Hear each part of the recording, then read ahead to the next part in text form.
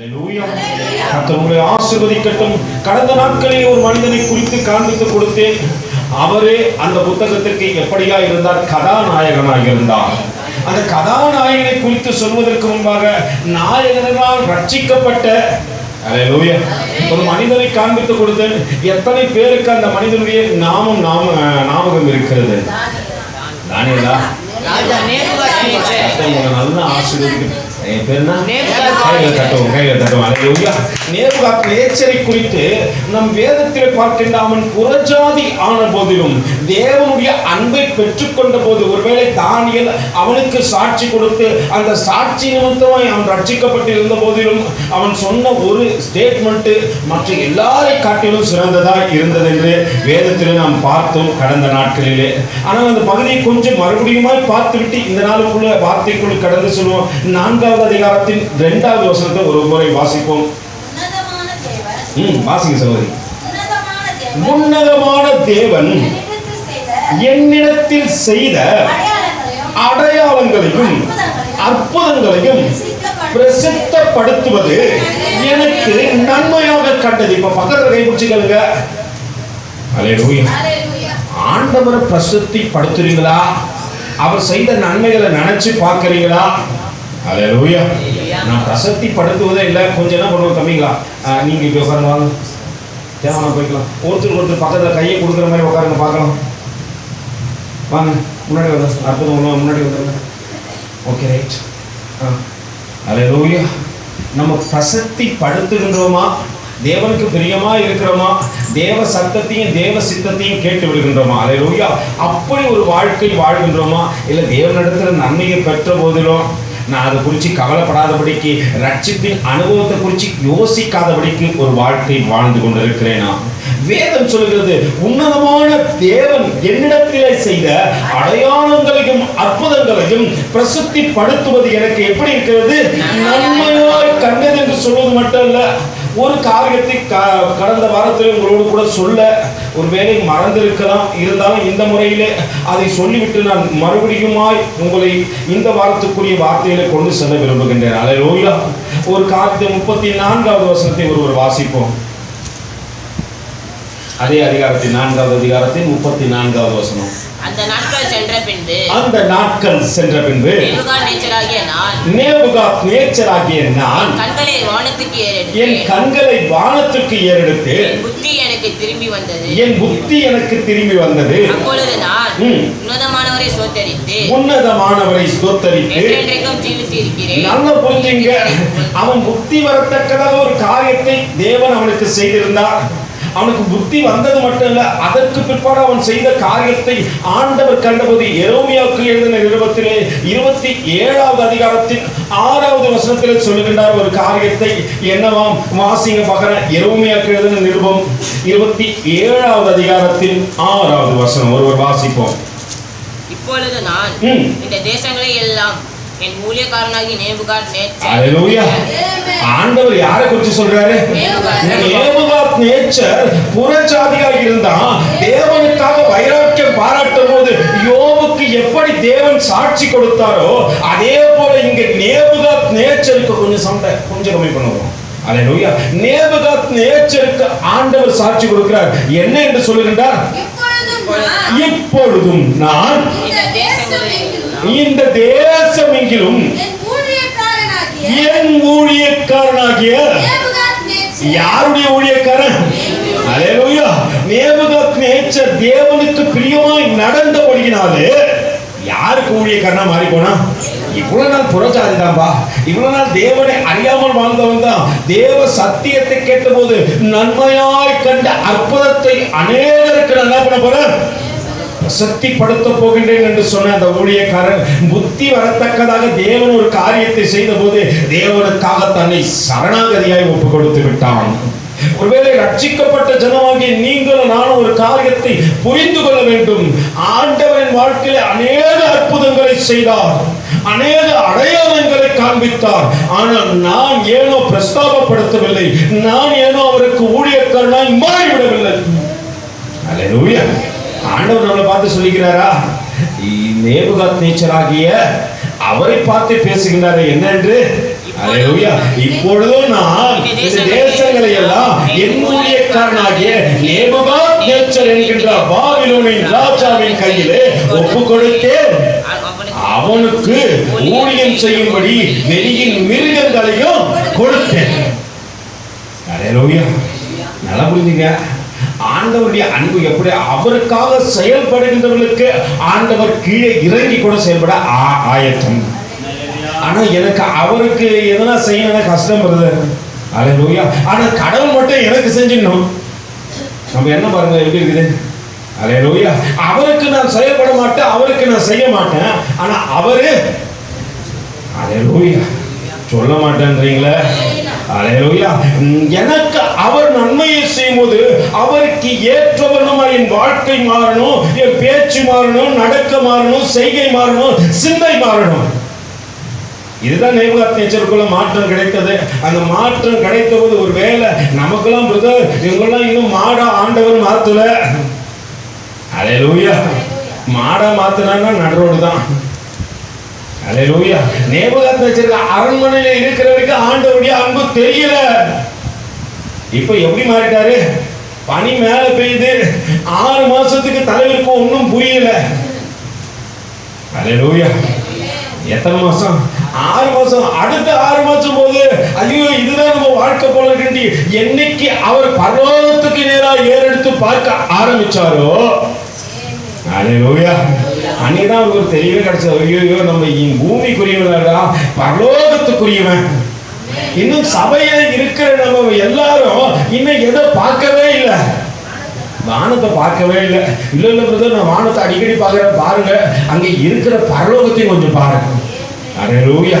நீ வாழப் போகின்ற இடத்தை நோக்கி பார்.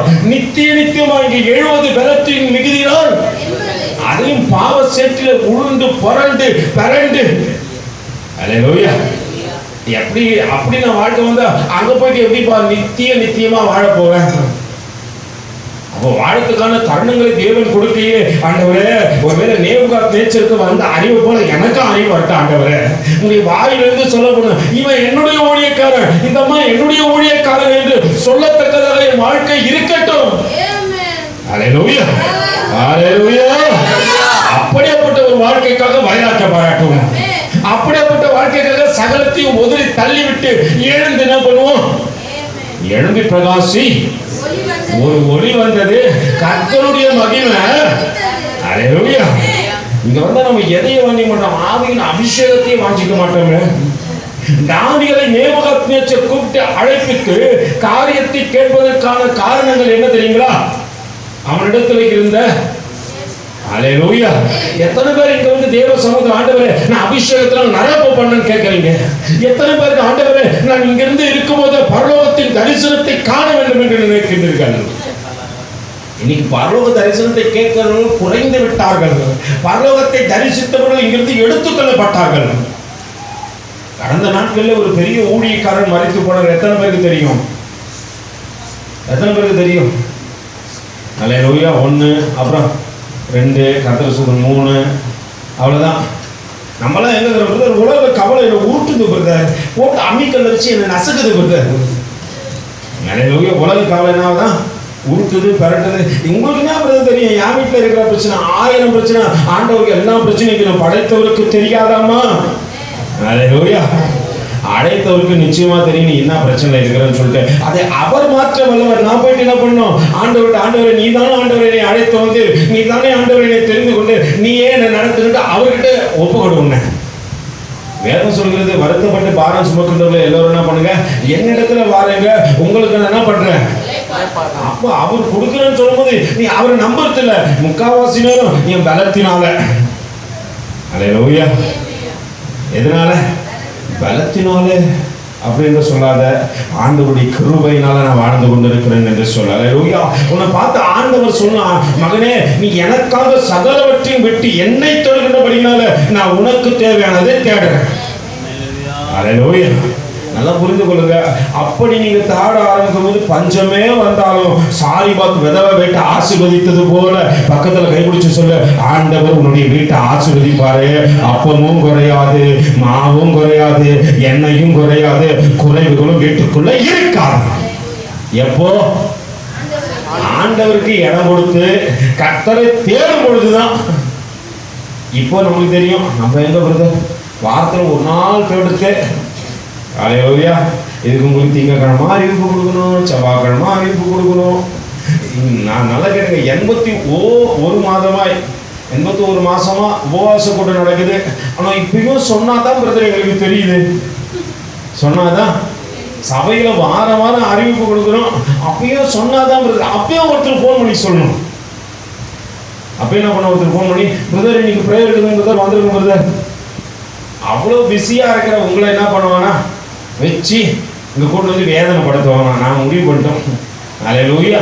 அவ்வளோ பிஸியா இருக்கிற உங்களை கூட்டு வந்து இங்க வச்சு நீ அங்க இருக்கிற நேரத்துல 1000 பேருக்கு சம்பளம் கொடுத்துட்டு இருப்ப, இங்க வச்சு நம்ம என்ன பண்ண போறோம்? அதனால தேவனை தேடுகின்ற 4 பேர் வந்தாலும் போதும் முழங்கால் படிட்டு ஆண்டவரே உங்க துதிப்போ, ஆண்டவரே உங்க பாடும், ஆண்டவரே உங்க மகிமைப்படுத்த, ஆண்டவரே ஏதோ தகப்பனை மண்ணான நாங்கள் மகிமையான உங்க தேடத்தக்கதாக இந்த 4 ஆத்மா கொடுத்து உனக்கு ஸ்தோத்திரம் ஆண்டவரே. நீ அதான் நினைச்சிட்டேன், ஏன்டா வராதவனை பார்த்து வருத்தப்பட்டு கொண்டு இருக்கிறவனை வச்சு சந்தோஷப்படுவோமே. நமக்கு என்ன பண்ண மாட்டேங்குது, ஐயோ இவங்க ஏன் வரல, இவங்க ஏன் வரல, இவங்க ஏன் வரல. ஆண்டவர் சொல்றாரு, இனி வராதவனை குறித்து வருத்தப்படாத, இருக்கிறவனோடு கூட இணைஞ்சு தேவனை துதி. 3 பேர் தான் துதிச்சான். அங்க அவர் நினைக்கவே இல்லை, தானியேல் அண்ணன் வந்திருந்தா கொஞ்சம் நல்லா இருந்திருக்குமே. யாரு 3 பேர் எப்படி துதிக்கிறான்? அப்பா எங்களை கட்டி போட்டு நீ எங்க கொண்டு போய் தந்தாலும் பரவாயில்ல, நாங்க 3 பேர் இருக்கிறவங்க துதிக்கிறோம். இனி வரவங்க என்ன பண்ணா அல்லேலூயா, துதிக்கிறவங்க மட்டும் ஒரு அல்லேலூயா சொல்லுங்க. அல்லேலூயா, இருக்கிறவங்க துதிப்போம். இனி வராதவங்களை குறிச்சு ஒருவேளை அவங்களுக்கு இருக்கிற வேலையை பார்த்துட்டோம், உலக கவலையில உருண்டு உருண்டு ஓடி போய் எங்கேயாவது என்ன பண்ணோம். அல்லேலூயா, இருக்கட்டும். ஒருவேளை தேவ அன்பு புரியும் போது வருவாங்க, வரும்போது பார்த்துக்கலாம், வரும்போது வெல்கம் பண்ணி வாங்க வாங்க கர்த்தர் உங்களை ஆசீர்வதிக்கட்டும். இப்போவாவது புத்தி தெரிஞ்சுத. இளையகுமாரன் கதை கேட்டிருப்பீங்க, அவனுக்கு திமிரு. அல்லேலூயா, இங்க இருந்தா எல்லா அப்பா செஞ்சிருப்பாரா இல்லைங்களா? அப்போ அப்பாவை தேடும்போது எல்லாம் செய்வாரு. அவனுக்கு கொஞ்சம் திமிரத்து இப்போ உலகத்தை தேடுறான். நல்ல ஃப்ரெண்டு பிரதர், உனக்கு என்ன தெரியும், என் ஃப்ரெண்டு கூட்டு போனா இருக்கிற வரைக்கும் முடிக்கிட்டு அப்புறம் தெரிஞ்சு விட்டான். இன்னொரு ஃப்ரெண்டு பாருங்க, அவன் வீட்டுல போயிட்டு வேலை கிடைக்குமான்னு தெரியும், பனி மேய்க்கிறியாடா. அல்லேலூயா, பனி மேய்க்கிற ஃப்ரெண்டு. இப்ப பாரு, நண்பனுக்கு நண்பன் என்ன பண்ணும், இருக்கும்போது எத்தனையோ பிடிங்க தின்னடா. என் நண்பங்க பண்ணி மேய்ச்சின்னு படுத்து கொண்டு இருக்கிறவன மத்தியானம் ஒருவேளை லஞ்சு கொடுத்தானா, பக்கத்துல கை வச்சுக்கலுங்க, கொடுத்தானா. நண்பன் என்னைக்குமே கொடுப்பான்னு நினைக்காத, சில நேரத்துல அவனுக்கே நிறைய வேலை இருக்கு. அல்லேலூயா, அதே மாதிரிதான் உறவுகளும் அநேக நேரத்துல கொடுத்துருவாங்கன்னு நினைக்கிற. ஆண்டவர் ஒருவரை தவிர ஒருத்தனும் உன்னுடைய தேவைகளை சந்திக்க மாட்டான். அதனால்தான் சாரிபாத் விதவை வீட்டுக்கு யார் அனுப்பிச்சு வச்சாரு? எதையாவே அனுப்பிச்சு வச்சு சொல்றாருப்பா, அந்த சாரிபாத் விதவை பிழைக்க வேண்டுமானால் நீ உள்ள போனோம், நீ உள்ள இருந்தா தான் ஆசீர்வாதத்தை அந்த குடும்பத்துக்கு கொடுக்க முடியும். இப்ப ஆண்டவர் உள்ளே இருந்தபடினால்தான் ஆசீர்வாதம் வந்துச்சு தவிர, இல்லைன்னா சாரிபாத் விதவை 4 குச்சி பொறுக்கி அல்லேலூயா இருக்கிற மாவை பிசைஞ்சு அதுல ரொட்டி சுட்டு அது மட்டும் செஞ்சிருக்காது, கூட சேர்ந்து யாரையும் கொண்டுட்டு இருக்கோம், புண்ணையும் கொண்டுட்டு இருக்கோம். உலகத்தை தேன்னா நான் மட்டும் சாக மாட்டேன், கூட இருக்கிறவங்களையும் கொண்டுடுவேன்.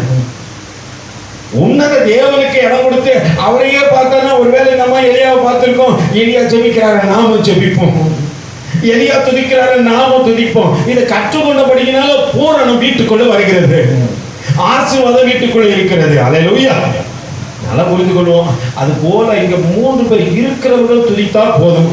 இப்ப ஆண்டவர் இருக்கிறவனை விட்டுட்டாரு, பாபிலோன்ல இருக்கிற ஒரு சிலரை தெரிந்து கொள்றாரு. இப்ப உள்ள இருக்கிறவங்க என்ன பண்ண மாட்டேன்றாங்க, உள்ள இருக்கிறவங்க சரியில்லைன்னு ஆண்டவர் வெளியே பிடிக்க ஆரம்பிச்சிட்டாரு. அல்லேலூயா, வெளியே பிடிக்க போற அந்த ஆத்துமாக்கள்லாம் எப்படியாப்பட்ட ஆத்துமாக்கள் தெரியுமா? அது சாட்சி பெறுகின்ற ஆத்துமாக்கள், சத்தியத்திற்காக வைராக்கியம் பாராட்ட போகின்ற ஆத்துமாக்கள், ஆண்டவரால் நிலை நிற்க போகின்ற ஆத்துமாக்கள். அதற்காக தேவன் சாட்சி கொடுப்பார். என் ஊழியக்காரனாகிய நேபுகாத்நேச்சர், அல்லேலூயா, ரட்சிக்கப்பட்டவன் ரட்சிப்பின் அனுபவத்தை புரிந்து கொண்டு அவன் செயல்பாடுகள் இன்னைக்கு அவனை தேவ சமூகத்திலே சாட்சியாய் நிறுத்தினது. இப்போ யாருக்கு அற்புதங்கள் நடக்கிறது? யாருக்கு அற்புதங்கள் நடக்கிறது சொல்லுங்க பார்ப்போம். யாருக்கு அற்புதங்கள் யாரை கொண்டு தேவன் அற்புதங்களை செய்கின்றார்? யாருக்கு அற்புதங்கள் நடக்கிறது? யாரை கொண்டு அற்புதம் செய்யற ஒரு காரியம், யாருக்கு அற்புதம் நடக்கும் இன்னொரு காரியம், யாருக்கு நடக்கும்? யாருக்கு அற்புதம் நடக்குதுன்னு தெரிய மாட்டேங்குது. யாருக்கு அற்புதம், யாரை கொண்டு தேவன் அற்புதங்கள் செய்கின்றார் என்பது எனக்கு அநேக நேரத்தில் பண்ண மாட்டேங்குது, தெரிய மாட்டேங்குது. ஆனால் வேதம் சொல்கிறது, அவருக்கு முன்பாக நான் குற்றமற்றவனாய் காணப்பட்டேன், ராஜாவாகிய உனக்கு முன்பாகவும் நான் நீதிக்கேடு செய்வதில்லை என்று சொல்லுகின்ற மனுஷனுக்கு மட்டும்தான் அற்புதங்கள் நடக்கிறது. எப்படி? ஆண்டவருக்கு முன்பாக நான் குற்றமற்றவனா இருக்கணும், உலகத்தில் இருக்கிற மனுஷனுக்கு நான் நீதிகேடு செய்யாத ஒரு வாழ்க்கை வாழ்வேனானால் அல்லேலூயா, எனக்கு என்ன நடக்கும்? அற்புதங்கள் எனக்கு நடக்கும், என்னை கொண்டு பிறருக்கும் நடக்கும்.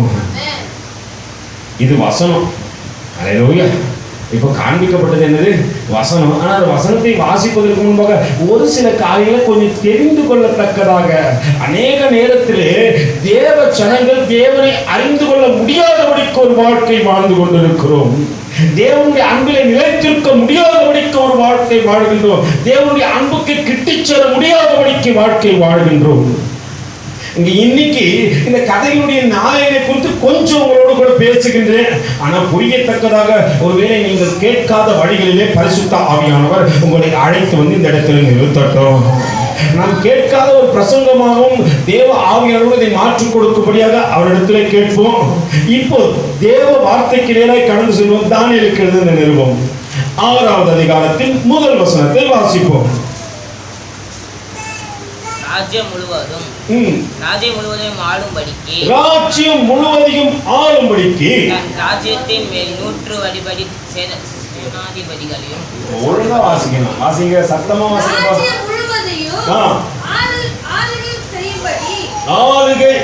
ராஜ்யம் முழுவதும் ஆளும்படிக்கு தன் ராஜ்யத்தின் மேல் 120 சேனாதிபதிகளையும் ராஜாவுக்கு நஷ்டம் வராதபடிக்கு அந்த தேசாதிபதிகள் கணக்கு ஒப்புவிப்பதற்காக அவர்களுக்கு மேலாக 3 பிரதிநிதிகளையும் ஏற்படுத்துவது தரிவுக்கு நலம் என்று கண்டது.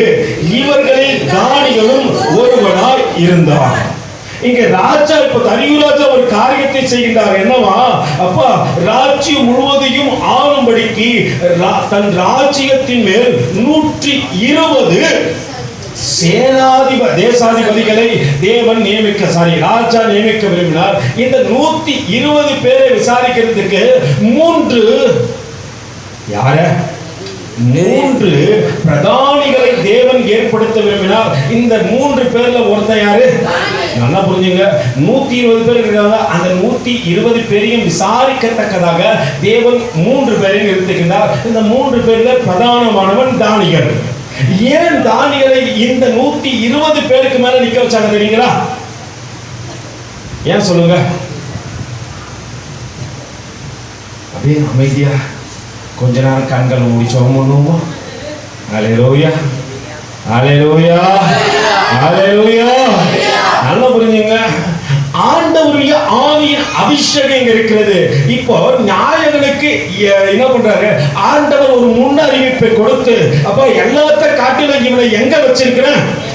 உயர்த்தி உயர்ந்த அடைக்கலத்தை வைத்திருக்கிறார். ஏன்னா இவனிடத்துல என்னுடைய ஆவியின் அபிஷேகம் இருக்கிறது. ஏன் அநேக நேரத்துல நம்ம முன்னாடி வர முடியல தெரியுங்களா? அல்லேலூயா.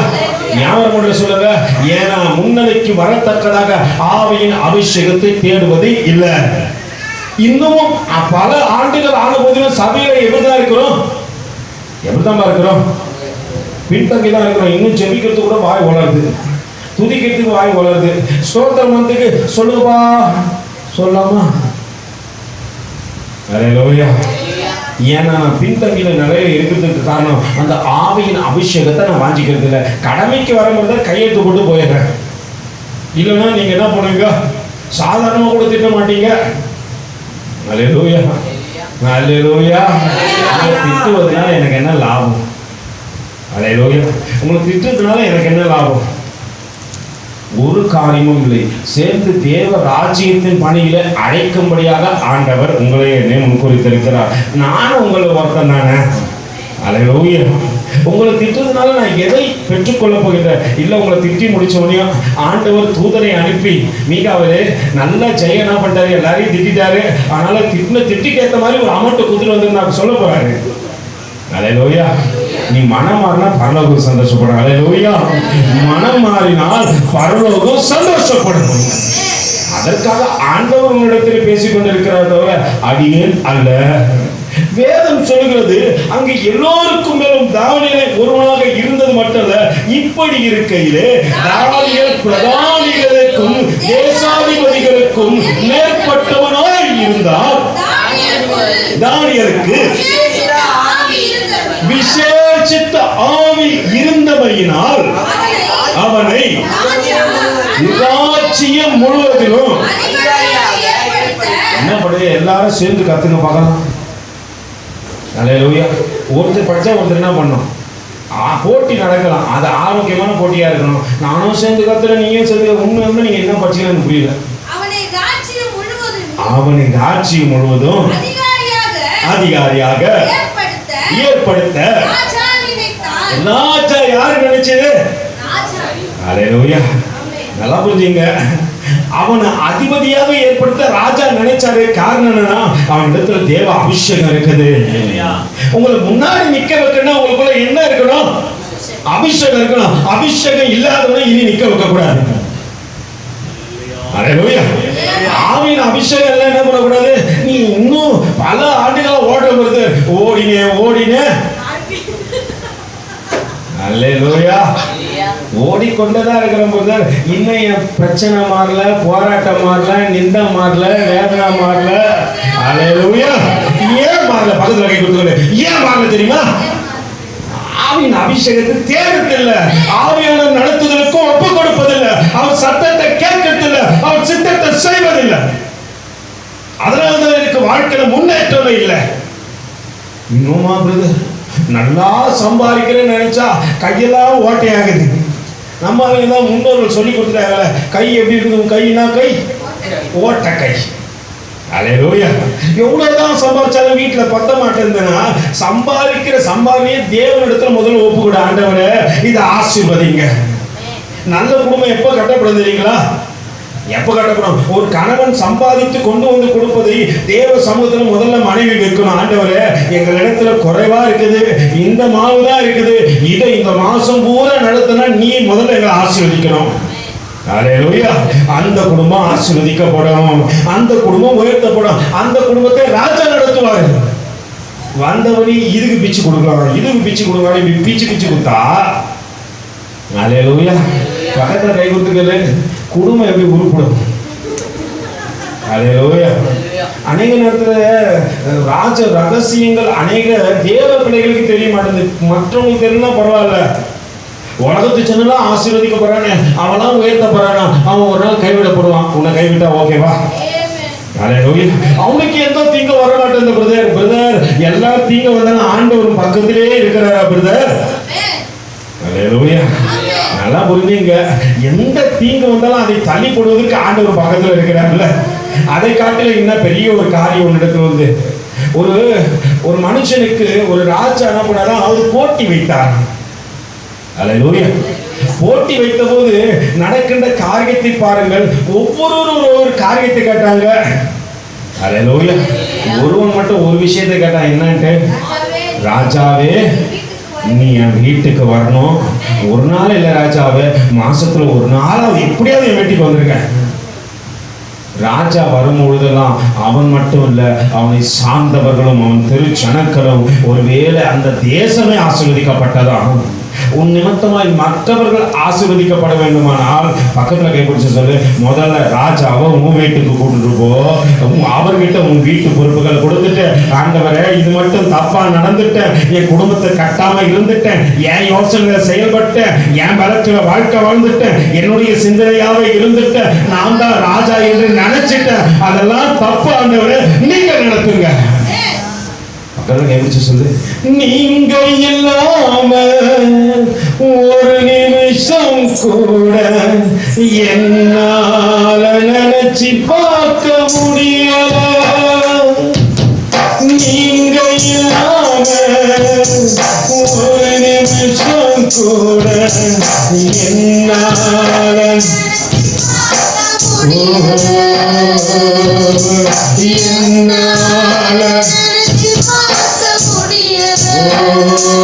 என்னை வாழ வைத்து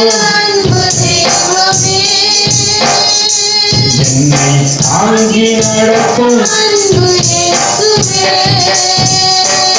என்னை வாழ வைத்த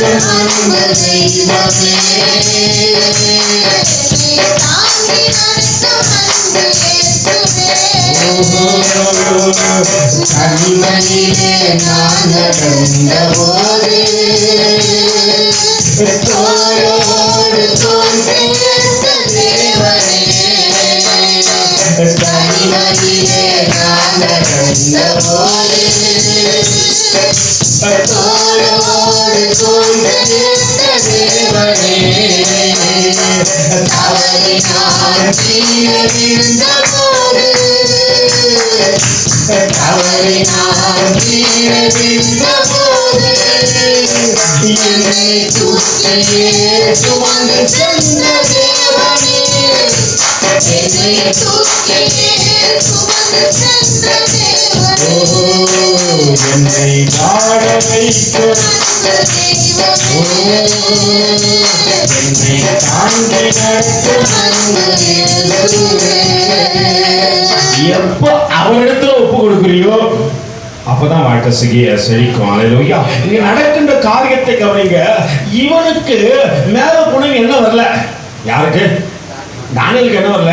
ஆனால் தானியலை பார்க்கும்போது எப்படியாவது தானியலை மேல வச்சிடணும்னு என்ன நினைக்கிறாங்க.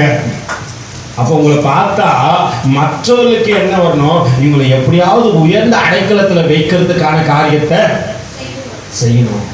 ஏன் தானியலுக்கு என்ன வரணும் சொல்லுங்க. அவருடைய உறவுலாம் யாரோடு கூட இருக்கிறது. 3 வேளை போய் ஜெபிக்கிறாரு, 3 வேளை ஆராதிக்கிறாரு, தேவனையே தேடுறாரு, தேவனோடு கூட இசைந்திருக்கிறாரு. இப்படியாப்பட்ட மனிதனை கொண்டுதான் தேவன் அற்புதங்களை செய்கின்றார். இப்படியாப்பட்ட மனிதனுக்கு தான் அற்புதங்களும் நடக்கிறது. நம்மளுக்கு ஏன் நடக்க மாட்டேங்குதுன்னா அவரோடு கூட இருக்கிற உறவு கொஞ்சம் உலகத்தோடு இருக்கிறது. அல்லேலூயா. உலகத்தோடு கூட அளவுக்கு அதிகமான உறவு, அவரோடு கூட உறவு கம்மி. ஆனா இந்த தானியலுக்கோ எப்படிதான், அவன் சிந்தையெல்லாம் அவர் மேல, எண்ணமெல்லாம் அவர் மேல, ஏக்கமெல்லாம் அவர் மேல. உடனே அவர் என்ன பண்றாரு, எல்லாருடைய இதயத்தையும் ஏவ செய்து இவனை எப்படியாவது பிரதானிகளுக்கு மேல நிறுத்தினோம் என்ற எண்ணம் மற்றவனை கொண்டு செய்ய வைக்கின்றார். அப்பொழுது பிரதானிகளுக்கு தேசாதிபதிகளும் ராஜ்யத்தில் விசாரிப்பிலே தானிகளை குற்றப்படுத்தும்படி முகாந்திரம் தேடினார்கள். ஆனாலும் ஒரு முகாந்திரத்தையும் குற்றத்தையும் கண்டுபிடிக்க அவர்களால் கூடாதிருந்தது. தேவனோடு கூட எந்த மனுஷன் உறவா இருக்கிறானோ ஒருத்தனை பண்ண முடியாது, குற்றப்படுத்த முடியாது. இப்ப பக்கத்துல கேட்டுக்கொள்ளுங்க, உங்க உறவு யார் கூட. அல்லேலூயா. நிறைய பேர் உறவு, எங்க சொந்தக்கார கூட என் உறவு, அல்லேலூயா, என் நண்பர்களோடு கூட என் உறவு, இப்படி இருந்தா ஊர்ல இருக்கிற எல்லாம் நம்ம குற்றம் முடிப்பான். அல்லேலூயா. நம் உறவுகளும் சேர்த்து நம்மளை குற்றம் முடிக்கும். என் உறவு யாரோடு கூட இருக்கிறது. அல்லேலூயா. முதல்ல இன்னொரு காரியத்தையும் புரிஞ்சுப்போம். என் ஜெபம் தேவனுக்கு பிரியமா இருக்குதா. எத்தனை பேர் ஜெபிக்கும் போது ஆண்டவருடைய சத்தம் கேட்டது. எத்தனை பேர் ஜெபிக்கும் போது உண்மையா சொல்லுவோம், உங்களுக்கு மட்டும்தான் தெரியும், தேவ பிரசன்னத்தை உணர்றோம். அல்லேலூயா. ஜெபம் பண்ண முழங்கால் படிக்கிற போது தேவ பிரசன்னத்தை உணர்றீங்களா? அந்த அனுபவத்துக்குள்ள கடந்து வந்துட்டீங்கன்னு வச்சுங்களேன், அதை காட்டில மேன்மை இந்த உலகத்துல எதுவுமே தெரியாது. முழு நேரமும் அவரோடு கூட களி கூறுவோம். ஆண்டவரே, வானாலெல்லாம் களி கூர்ந்து மகிழும்படி திருப்தியாக்கும் உந்தன் கிருபையினால் காலைதோறும் களி கூர்ந்து மகிழ பெருகும்படி கிறிஸ்தியாக்கும் உந்தன் கிருபையினால் புகலிடம் நீரே பூமியிலே அடைக்கலம் நீரே தலைமுறை தோறும் புகலிடம் நீரே பூமியிலே அடைக்கலம் நீரே தலைமுறை தோறும் நல்லவரே நல்லவரே நன்றியா நான் முழுதும் நல்லவரே வல்லவரே நன்றியா நான் முழுதும். அவரோடு கூட இணைந்திருக்கிறவன் எல்லா நேரமும் அவரை துதிப்பாங்க, ஆராதிப்பாங்க. அல்லேலூயா. அவரை பத்தி யோசிக்காதவன் உலகத்தை பத்தி யோசிப்பான். இங்கேயும் சிலர் இப்ப என்னத்தை பத்தி யோசிக்கிறீங்க, உங்க சிந்தை எல்லாம் வெளியே போயிடுச்சு. ஆவியானவர் ஒரு சிலர்லாம் காட்டி மேல லைட் எரிய வச்சு சொல்றாரு, இது இங்க இல்ல. சில லைட் எரியுது, சில லைட்டு அப்படி போச்சு, சிலது கொஞ்சம் ஸ்லோவா எரியுது சொன்ன உடனே. அல்லேலூயா. நம்மை அறிந்திருக்கிறவர் ஆண்டவர், நம்முடைய காரியங்களை புரிந்திருக்கிறவர் ஆண்டவர் என்பது மறந்து விடாதபடிக்கு அப்பொழுது பிரதானிகளும் தேசாதிபதிகளும் ராஜ்யத்தின் விசாரிப்பிலே தானியேலை குற்றப்படுத்தும்படிக்கு முகாந்திரம் தேடினார்கள். ஆனாலும் ஒரு முகாந்திரத்தையும் குற்றத்தையும் கண்டுபிடிக்க அவர்களால் கூடாது இருந்தது. நம்மளை குற்றம் பிடிக்க சொல்லி ஒரு டீட்டெயில் போட்டா. அல்லேலூயா. இப்ப பேப்பர் கொடுத்துட்டு உங்க பக்கத்துல இருக்கிற பத்தி இன்னும் குற்றம் எழுதி கொடுங்க, அடுத்த பேப்பர் கேட்கறதுக்கு நம்ம என்ன பண்ணுவோம்? அல்லேலூயா. அந்த பொம்பளை பிள்ளைங்க முன்னாடி கொஞ்சம் முன்னாடி வாங்க, முன்னாடி வாங்க வாங்க வாங்க. அல்லேலூயா. இப்போ நம்ம அடுத்தவங்களை குற்றம் பிடிப்பதற்கு என்ன பண்ணுவோம்? அடுத்த பேப்பர் கொடுங்க பிரதர், நாங்க அதுலயும் எழுதி ஃபில் பண்ணி கொடுத்துருவோம். எதுலயும் எழுதி ஃபில் பண்ணி கொடுப்போம். ஒரு பேப்பர் பத்தாது, ஏன்னா அடுத்தவங்களை பத்தி குற்றம் சொன்னா நம்ம குற்றத்தை எழுதி கொடுங்க பார்ப்போம். அல்லேலூயா. என்ன பண்ணுங்க, வருஷத்துக்கு ஒரு முறை ஆச்சு, ஆண்டவரே இந்த தப்பெல்லாம் என்னால விட முடியல ஆண்டவரே, என்ன பண்ணுங்க எழுதி என்ன பண்ணுங்க, காணிக்க பையில போட்டு போங்க.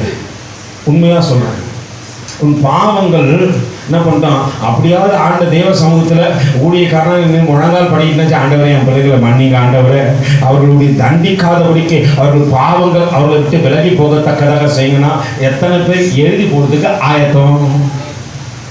அல்லேலூயா. ஏன்னா நான் என்ன பண்ணுவேன், நான் ஒண்டி தான் எழுதி போன ஆண்டவரை நான் போடுறேன் ஆண்டவரை. நம்ம குற்றங்களை நம்ம என்னைக்குமே ஒத்துக்க மாட்டோம். ஏன்னா சத்ரு நம்ம இருதயத்தை அத்தனை கடினப்படுத்தி வைத்திருக்கிறது. நம்ம என்னைக்குமே அடுத்தவங்களை பார்த்து குற்றப்படுத்துவோம் தவிர நம்மளை பார்த்து நம்ம குற்றங்கள் என்ன என்று உணராதபடிக்கு ஒரு வாழ்க்கை வாழ்ந்து கொண்டு இருக்கிறபடினால நம்மளை யார் உணர குற்றம் பிடிச்சிருவாங்க. ஒரு சின்ன பிள்ளைங்களை இருந்து அப்பா இவங்க எப்படியா பட்டவங்கன்னு கேட்டு பாருங்களேன். அடிக்கடியே நான் சின்ன பிள்ளை எஸ்தரை கூப்பிட்டு கேட்பேன், என்ன காரியம் நடக்குது, என்ன பண்ற அப்படின்னா அது கரெக்டா எல்லாத்தையும் டீட்டெயிலா சொல்லும். அல்லேலூயா. அல்லேலூயா. ஏன்னா மற்றவர்களை குற்றப்படுத்தத்தக்கதாகத்தான் நம்முடைய காரியங்கள் இருக்கிறது. அல்லேலூயா. மற்றவர்கள் குற்றவாளி என்று தீர்க்காதபடிக்கு நம்ம என்ன பண்ணணும், எச்சரிக்கையா இருக்க கற்றுக்கொள்ளணும். அல்லேலூயா. அவர்களை குற்றம் பிடிக்க மற்றவர்கள் எல்லாம் தேடுகின்றார்கள், ஆனால் குற்றம் பிடிக்க முடியவில்லை. தொடர்ந்து வாசிங்க சகோதரி. அவன் எப்படி இருக்கிறான்? பக்கத்துல கை வச்சுக்கல, உண்மையா இருக்கிறியா? அல்லேலூயா. கேளுங்க, பக்கத்துல கை வச்சு நல்லா குளிக்க கேளுங்க, உண்மையா இருக்கிறியா? அல்லேலூயா. நான் அப்பா அம்மாவுக்கும் உண்மையா இல்ல, நண்பனுக்கும் உண்மையா இல்ல, ஸ்நேகிதிக்கும் உண்மையா இல்ல, ஸ்நேகிதனுக்கும் உண்மையா இல்ல, பெற்றோருக்கும் உண்மையா இல்ல, பிள்ளைகளுக்கும் உண்மையா இல்ல. அப்படித்தானே இருக்கிறோம். எத்தனை பேர் உண்மையா இருக்கிறீங்கன்னு சொல்லுங்க. உண்மையா சொல்லுங்க, உண்மையா இருக்கிறீங்களா? உண்மையா இருக்கிறவங்க மட்டும் ஒரு அல்லேலூயா சொல்லுங்க. எத்தனை பேர் அல்லேலூயா சொல்லுவீங்க? அல்லேலூயா. ஏன்னா நம்ம குற்றங்களை நாம் அறிந்திருக்கிறோம், அது தவறு என்று தெரிஞ்சு வாழ்ந்திருக்கிறோம். எப்படிதான் இது தப்புன்னு நல்லா தெரியும், இது பண்ணா தப்புப்பா, ஆண்டவர் இதை மன்னிச்சுவார்.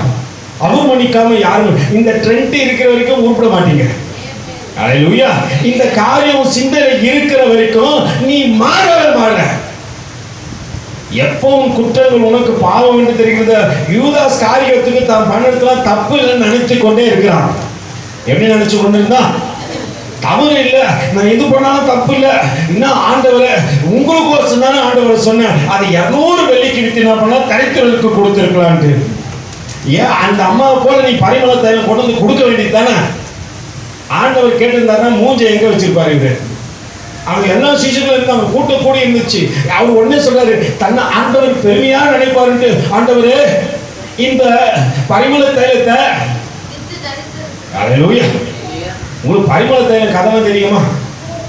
மர்மரன்னு ஒரு மரம் ஒன்று இருக்குது. என்ன மரம்? மர்மரன்னு சொல்லுவாங்க. இந்த மரம் உலகத்திலேயே எல்லா மரத்தை காட்டிலும் எப்படிப்பட்டதான், ரொம்ப கசப்புள்ளதான். இது இலை கசக்கும், இது வேர் கசக்கும், இது களை கசக்கும், எல்லா கசப்புள்ளதான். இந்த மரம் ஆண்டவர்கிட்ட அழுந்ததான், ஆண்டவரை என்னை படைக்கும் போது ஏன் ஆண்டவரே இத்தனை கசப்போடு படைச்சிட்டு என் பூவை ஒருத்தன் தொட மாட்டேன்றான், என் இலையை ஒருத்தன் தொட மாட்டேன்றான், என் மரத்தை ஒருத்தன் எடுத்து பயன்படுத்த மாட்டேன்றான், ஒருத்தன் களையை எடுக்க மாட்டேன், அவரு அத்தனை கசப்பு. எந்த மரம்? மறந்துட்டீங்களா? மர்மரம். உண்மையா இருந்த மதம் தான் சொல்றேன். அல்லேலூயா. நல்லா புரிஞ்சுங்க. இந்த மர்மரம் இப்படியா ஆண்டவரத்தில் சொல்லிக்கொண்டே இருந்தா, ஆண்டவர் சொன்னாரா ஒரு நாள் வரும், அந்த ஒரு நாள் வரைக்கும் காத்து கொண்டு. அல்லேலூயா. அது தன்னிடத்துல இருக்கிற குறைகளை ஆண்டவரிடத்துல சொல்லிக் கொண்டு இருக்கிறது. ஆண்டவர் சொன்னாரு நிறைய கொடுக்கறதுக்கு ஒரு நாள் வரும், அது வரைக்கும் காத்துனு. ஒரு நாள் இந்த மரம் வளர்ந்தது, பெரிதானது. இந்த மரத்தின் உள்ளே இருந்து பிசுங்கள் வெளிப்பட்டது. என்ன வெளிப்பட்டது? பிசுங்கள் வெளிப்பட்டது.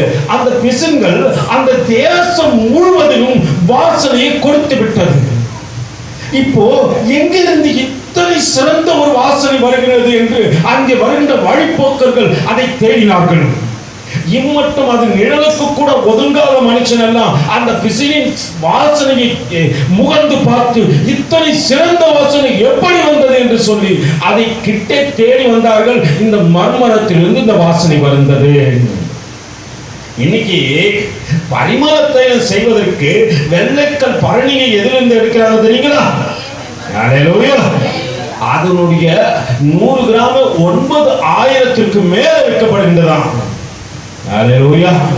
நல்லா புரிந்து கொள்ளுங்க. ஒரு வேளை ஆண்டவருக்கு சிறந்தவனாய் நான் மாறிவிட வேண்டுமானால் சில கசப்புகளை நான் என்ன பண்ணும்? ஏற்றுக்கொண்டுதான் ஆகணும். என் வாழ்க்கையில கசப்பே வரக்கூடாது.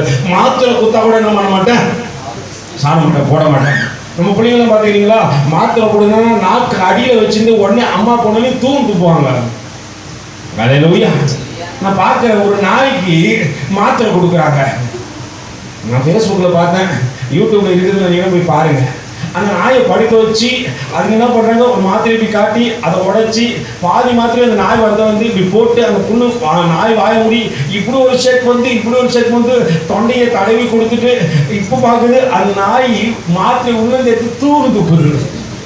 அல்லேலூயா. கசப்புக்களை ஏற்றுக்கொள்கின்ற பக்குவம் என் வாழ்க்கையில இல்லாதபடியினால்தான் நான் அடுத்தவருக்கு வாசனையாய் மாற மாட்டேன்றேன். அல்லேலூயா. இங்க காரியத்தை பாருங்க, அவனை குற்றம் பிடிக்கத்தக்கதாக ஒரு காரியமும் அவனிடத்தில் இல்லை.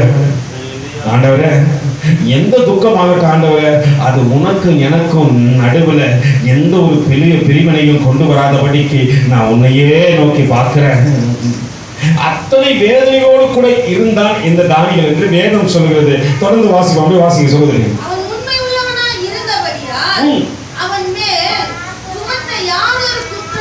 யாதொரு குற்றமும் குறையும் காணப்படவில்லை.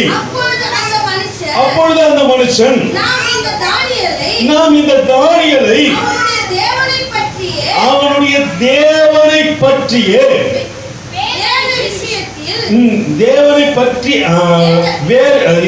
அப்பொழுது அந்த மனுஷன் நாம் இந்த தானியேலை அவனுடைய தேவனை பற்றிய வேத விஷயத்தில் குற்றப்படுத்த முகாந்திரத்தை கண்டுபிடித்தால் ஒழிய அவனை வேறு ஒன்றிலும் குற்றப்படுத்த முகாந்திரத்தை கண்டுபிடிக்க கூடாது என்றார்கள். நல்லா புரிஞ்சுங்க. தானியேலை குற்றம் பிடிக்கணும் எதுல மட்டும் தான் பிடிக்கணும்? நல்ல புரிஞ்சு அந்த தேவனை குறித்து அந்த விஷயத்துல தான் குற்றம் பிடிக்க முடியும். மற்ற எல்லா விஷயத்திலும் அவர் பர்ஃபெக்ட். நம்மளை எந்த விஷயத்துல மட்டும் தான் குற்றம் பிடிக்கலாம்? மற்ற விஷயத்துல அல்லேலூயா எல்லாத்திலும் நம்மளுக்கு எந்தெந்த சைடு பார்க்குறோமோ அந்தந்த சைடில் சொல்லலாம். அல்லேலூயா. ஒரு நாள் நான் மெக்கானிக் ஷெட்டுக்கு போயிட்டு வர வழியில் ஃபோன் ஒன்று வந்துடுச்சு. அல்லேலூயா. கேளுங்க இந்த கதையை. ஃபோன் வந்துச்சுன்னு சொல்லிட்டு நான் என்ன பண்ணேன், ஓரம் கட்டி நிறுத்தி கோதண்டம் ஒரு அண்ணன் நம்மளுக்கு தெரிஞ்சவர் இருக்காரு இல்லைங்களா, அவர் எனக்கு ஃபோன் பண்ண சும்மா ஃபோன் பண்ணிக்கிறாரு. சரி வண்டி தான் ரெடி பண்ணிட்டுமே எத்தனை வரலான்னு வரும்போதும் ஃபோன் பண்ணாரு. இந்த வீட்டு ஃபோன் எடுக்கலாம் மனசுலேயே திட்டுவார் போல இருந்து 6ஆவது தெரு முனையில் இருந்து ஃபோன் பேசி கொண்டு இருந்தேன். நல்லா புரிஞ்சுங்க, ஃபோன் பேசி கொண்டு இருந்தேன். இவ்வளோ நாள் ரோட்லேயே நின்று ஃபோன் பேசாத ஊழியக்காரரு எதுக்கு ஃபோன் பேசுறாரு, அந்த சைடு போன தம்பி திரும்பி வந்து கேட்டான். அல்லேலூயா. இது கேட்டாலும் பரவாயில்ல, இதை நான் சும்மா நம்ம வீட்டுக்கு வந்து சொன்னேன். பாஸ்டர்மா கேக்குது, உனக்கு எதுக்கு ரோட்ல வேலை? இப்ப எந்தெந்த சைடு குற்றம் பிடிக்கிறாங்க? நான் சொன்னேன் போன் பேசுறது ஒரு தப்பா, ஆனா ரோட்ல இருந்து பேசுறது தப்பு. அல்லேலூயா. எமர்ஜென்சி நோனே பேசிட்டேன், ஆனா அதற்காக சரியான விளக்கத்தை இல்லாம நம்ம ரோட்ல பேசினாலும் அது தப்புதான். நம்மளை குற்றம் பிடிக்கணும் எந்த இடத்துல வேண்டுமானாலும் குற்றம் பிடிப்பார்கள், அந்த இடத்துல தான் நாம இருக்கிறோம்.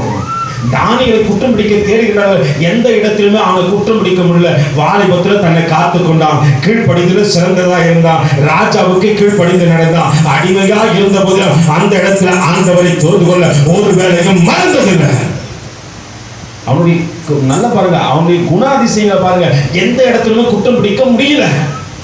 தானியேலை குறித்து வேதத்தில் எங்கேயுமே சொல்ல வாலிபத்தில் அவன் பாவம் செய்யறான்னு சொல்லப்படவே இல்லை. அவனை அழைத்து வர சொல்ல 17 வயது என்று சொன்னேன். 17 வயதுல ஒரு வாலிபனுக்குள்ளாக எத்தனை மாற்றம் வரும் என்பதை நீங்கள் அறிந்திருக்கிறீர்கள். இதுல எத்தனையோ 17 வயது வாலிபர்களும் அல்லேலூயா இருக்கிறீங்களா இல்லையா? இருக்கிறவங்க மட்டும் கையில தூக்கி ஒரு அல்லேலூயா சொல்லுங்க பார்க்கலாம். 17 வயசு வாலிப மட்டும் கைகளை தூக்கி, வாலிப தங்கச்சி வாலிப தம்பி மட்டும் தூக்கி கையை தூக்கி அல்லேலூயா சொல்லுங்க பார்க்கலாம். இப்போ 17 வயசு ஆற குறைங்க. அல்லேலூயா சத்தமா. ஒரே ஒரு தம்பி தான். எல்லாருக்கும் 17 வயசு எத்தனை பேருக்கு? 18 வயசு எத்தனை பேருக்கு? 17, 18, 16 வயசு எல்லாம் கையை தூக்கி ஒரு அல்லேலூயா சொல்லுங்க பார்க்கலாம். சத்தமே வரலையே. அல்லேலூயா. நல்லா புரிஞ்சுங்க. இப்போ இதில் கூட நம்ம குற்றம் பிடிக்கலாம். எங்கன்னா வாயை திறந்து ஒரு அல்லேலூயா சொல்லுதா பாரு, பிடிக்கலாமா இல்லைங்களா? அப்போ பார்த்துங்க, தானியேலை எந்த இடத்திலுமே குற்றம் பிடிக்க முடியாதபடிக்கு அவனுடைய வாழ்க்கையை அவன் கட்டமைத்துக் கொள்கிறான். 17 வயசுல வாலிபத்தை காத்துக்கொள்வது பெரிய விஷயம். அப்போ தானியேல் எப்படிதான் இருக்கிறார் தன்னுடைய வாழ்க்கையில? அப்போ 17 வயசு வாலிபனை தன்னை காத்துக்கொள்ளும் போது பக்கத்தில் வைப்பு சொல்லணும், நீங்களும் எத்தனையா காத்துக்கொள்ளணும், எத்தனையா வாழ்க்கை வாழணும், எத்தனையா சீரமைத்துக் கொள்ள வேண்டிய விஷயங்கள்லாம் இருக்கிறது. அல்லேலூயா. அல்லேலூயா. அல்லேலூயா. கூட்டத்தோடு கூட்டமா சேர்ந்து என்ன பண்ணுவோம்? அல்லேலூயா சொல்றோம். அல்லேலூயா. கர்த்தர் ஆசீர்வதிக்க. அவன் அங்கே அவனுடைய வாழ்க்கையை கண்டு மற்றவர்கள் அவனை குற்றம் பிடிக்க முடியவில்லை. வாசிங்க. பின்பு அந்த பிரதானிகளும் தேசாதிபதிகளும் கூட்டம் கூடி ராஜாவின் இடத்தில் போய் அவனை தரியு ராஜாவே, நீ என்றும் வாழ்க, எவனாகிலும் 30 நாள் வரை ராஜாவாகிய உம்மை தவிர எந்த தேவர்களை ஆகிலும் மனுஷனை ஆகிலும் நோக்கி யாதொரு காரியத்தை குறித்து விண்ணப்பம் பண்ணினால் அவன் சிங்க கபியில போடப்பட ராஜா கட்டளை பிறப்பித்து உறுதியான தக்கித்து செய்ய வேண்டியது என்று ராஜ்யத்தினுடைய எல்லா பிரதானிகளுக்கும் தேசாதிபதிகளுக்கும் பிரபுக்களுக்கும் மந்திரிகளுக்கும் தலைவர்களுக்கும் ஆலோசனை பண்ணி கொண்டு இருக்கின்றார்கள். ஆதலால் இப்பொழுதும் ராஜாவே, மேதியருக்கும் பெர்சியருக்கும் இருக்கிற மாறாக பிரமாணத்தின்படியே அந்த தக்கித்து மாற்றப்படாதபடிக்கு நீர் அதை கட்டளையிட்டு அதற்கு கையெழுத்து வைக்க வேண்டும் என்றார்கள். அப்படியே ராஜாவாகிய தரியு கட்டளையும் பத்திரத்திற்கு கையெழுத்து வைத்தான். தானியேலோ வென்றால் அந்த பிரகாரம் அந்த பத்திரத்திற்கு கையெழுத்து வைக்கப்பட்டது என்று அறிந்த போதிலும் என்ன பண்ணா அறிஞ்சிட்டான். ஆனா அவங்க அறியாம இருக்கிறாங்க. யார் அறிந்து விட்டது? தானியேல் அறிந்து விட்டான். நான் தொழுது கொள்கின்றவர் உண்மை உள்ளவர், நான் தொழுது கொள்கின்றவர் பராக்கிரமம் உள்ளவர், நான் தொழுது கொள்கின்றவர் என்னை நடத்துகின்றவர், நான் தொழுது கொள்கின்றவர் பரிசுத்தர். அவன் அறிந்து கொண்டபடியினாலே அவன் இடைவிடாம என்ன பண்றான்? 3 வேளையும் ஜெபித்துக் கொண்டு இருக்கிறான். எனக்கு நல்லா தெரியும், நான் அறிஞ்சிட்டேன். இப்ப நானே நம்மளை பாத்துக்க, நீங்க அறிஞ்சிட்டீங்களா? அல்லேலூயா. அவர் தேவனை அறிந்தபடியினால் 3 வேளை தொழுகின்றார். நாம எத்தனை வேலைமா? ஒரு வேளை ஒருத்தே பெரிய பிரச்சனை பிரதர். அல்லேலூயா. வேதம் சொல்கிறது உபாகமத்திற்கு எழுதின நிருபம் 13வது அதிகாரம்.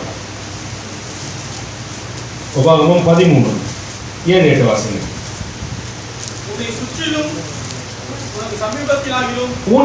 உன்னை சுற்றிலும் உனக்கு சமீபத்திலாகிலும் உனக்கு தூரத்திலாகிலும் தேசத்தின் ஒரு முனை தொடங்கி மறுமுனை மட்டுமல்ல எவ்விடத்திலாகிலும் இருக்கிற ஜனங்களுடைய தேவர்களில் நீயும் உன் பிதாக்களும் அறியாத அந்நிய தெய்வங்களை சேவிக்கும்படி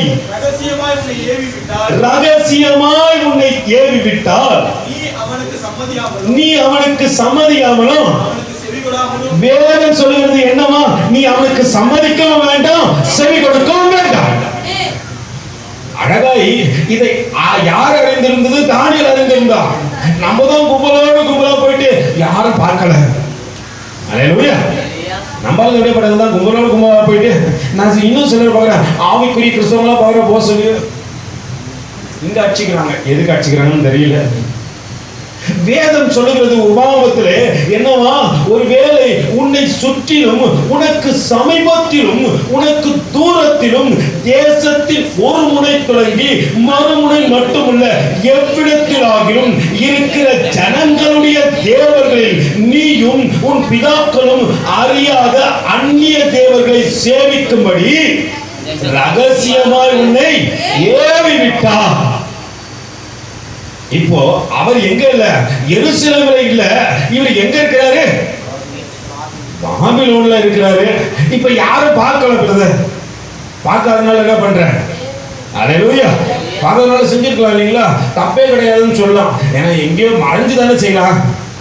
தப்பு பண்ணா கூட மறைஞ்சு செய்யலாம். ஒரு காரியம் தெரிய மாட்டேங்குது, உங்க எதிர்க்க பண்ணாதான் தப்பு, ஆனா ஆண்டவர் எதிர்க்க பண்ணா தப்பு இல்லையா? நான் இங்க இருந்து இது வரைக்கும் தான் பார்க்கலாம், இல்ல மினிஞ்சு போனா நீ ரோடு போற வரைக்கும் நான் பார்க்கலாம். அல்லேலூயா. ஆனா தேவன் மேல இருந்து உன் எல்லா காரியத்தையும் அறிந்திருக்கிறார். இப்போ நான் செஞ்சா தப்பா தப்பு இல்லையா? கேளுங்க, பக்கத்துல கேட்க, நீங்க செஞ்சா தப்பா தப்பு இல்லையா? அல்லேலூயா. ரகசியமா சில பாவம் செய்கிறோம், அதை யாரும் பார்க்கல, மறைஞ்சு செய்யறோம். ஆனா நமக்கு தெரியாது, ஆண்டவரை பார்த்து கொண்டிருக்கிறார். ஆலயத்துல நான் பரிசுத்தம் என்று என்னை காண்பித்துக் கொள்ளலாம். ஒருவேளை என் உடம்பு உங்களுக்கு முன்னாடி என்னை எப்படி காட்டலாம்? பரிசுத்தமா காட்டலாம். என் பாவனை உங்களை பரிசுத்தமா காட்டலாம். என் பேச்சு உங்களிடத்தில் என்னை பரிசுத்தமா காட்டலாம். ஆனா பார்க்கிற ஒருவருக்கு முன்பாக நான் நிர்வாணி என்பதை நான் முதல் அறியணும். அறியாதபடிக்கு ஒரு வாழ்க்கை வாழ்வேனானால் எப்படி? வேதம் சொல்லுகிறது என்னவா? நீ அவர்களுக்கு சம்மதியாமலும் அவர்களுக்கு என்ன பண்ண? பாவம் செய்ய ஒருத்தன் கூப்பிட்டானா, அப்பா பார்க்கல அம்மா பார்க்கல, இப்ப போய் பாவம் செய்துட்டு வரலாம் நினைக்காத. அவனுக்கு சம்மதிக்கவும் கூடாது, அவனுக்கு செவி கொடுக்கவும் கூடாது. அல்லேலூயா. நம்ம தான் மறைமுக பாவம் செய்யறதுல வல்லுநர்களாச்சே. அல்லேலூயா. மறைச்சு மறைச்சு பாவம் சேர்த்துல நம்ம யாருதான் நம்மள போல வல்லுநர்கள் கிடையாது. பேனா திருடினா கூட தெரியாம தான் பிரதர் திருடுவேன். ஹல்லேலூயா. எப்படி அவங்களுக்கே தெரியாது, அப்படிதான் பிரதர் எடுத்துட்டு வருவேன் அப்படின்னு சொல்ற ஆட்கள் தானே நம்ம. எது செஞ்சாலும் மறைமுகமாக செய்து விடுவேன். ஆண்டவர் சொல்றாரு, மறைமுகமா ஒருத்தன் சொல்லுவான், ஒருத்தன் உன்னை பாவத்தில் இருப்பான், மறைமுகமா சொல்லுவான், நான் தான் எல்லாத்தையும் சிறந்தவன், நான் தான் உன்னை பார்த்துக் கொள்வேன், நான் தான் உனக்கு எல்லாத்தையும் செய்து முடிப்பேன் என்று உன்னை பாவத்தில் இழுக்கத்தக்கதாக மறைமுக பாவங்கள் உனக்கு நேராய் வருமானால் அங்கு செவியும் கொடுக்காத, சம்மதிக்கவும் சம்மதிக்காத உன் கண் என்ன பண்ணக்கூடாது. நல்லா புரிஞ்சீங்கப்பா, என்ன காரியத்தை செய்யக்கூடாது என்று வேதம் சொல்ல, நீ அவனுக்கு சம்மதிக்காமலோ அவனுக்கு என்ன பண்ணாது செவி கொடாமலோ இரு மட்டும் சொல்ல வேதம் சொல்கிறது. கொஞ்சம் இருங்க சகோதரி. ஹல்லேலூயா, ஹல்லேலூயா. 12வது அதிகாரத்திலிருந்து வாசிங்க. 12 வாசிங்க. உன் தேவனாகிய கர்த்தர்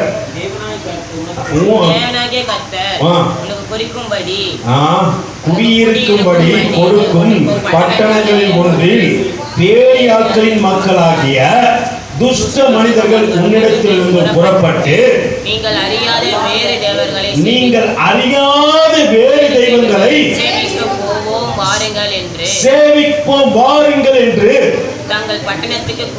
தங்கள் பட்டணத்தின் குடிகளை ஏவினார்கள் என்கின்ற செய்தியை கேள்விப்படும்போது நீ நன்றாய் விசாரித்து கேட்டாராய்ந்து அப்படிப்பட்ட அருவருப்பான காரியம் உன் நடுவில் நடந்து மெய்யும் நிச்சயம் என்று காண்பாயாகில் அந்த பட்டணத்தின் குடிகளையும் பட்டையை கற்கிறது பண்ணு, வெட்டி போடு. இப்போ தானியலுக்கு அந்த தைரியம் இல்லை. ஆண்டவரே, அவரோடு கூட நான் யுத்தம் பண்ண முடியாது ஆண்டவரே, அவரோடு கூட நான் போராட முடியாது ஆண்டவரே, அவரோடு கூட நான் சண்டை பிடிக்க முடியாது ஆண்டவரே, நான் ஒன்று செய்யறேன் ஆண்டவரே, ஒன்று செய்கின்றேன். ராஜா கையெழுத்து இட்டார் என்று அறிந்த போதிலும் தானியல் என்ன பண்ண முடியாது. அவன் சொல்லும்போது அவனை வெட்டி போடு என்று வேதம் சொல்கிறது. உபாகமத்துல என்னால அவன் கூட சண்டை போடுற அளவுக்கு திராணி இல்லாதவரு, தைரியமற்றவனாக அடிமையோய் இந்த தேசத்துல வந்து இருக்கிற, ஆனா ராஜா கையெழுத்து போட்டார் என்று அறிந்திருந்த போதிலும் உம்மல்லாமல் யாரையும் தொட மாட்டாண்டவரே, உண்மை அல்லாமல் யாரையும் தொடு கொள்ள மாட்டாண்டவரே, உண்மை அல்லாமல் எனக்கு யாரும், உண்மை அல்லாமல் எனக்கு யாரும், உண்மை அல்லாமல் எனக்கு யாரும், உண்மை அல்லாமல் எனக்கு யாரும்,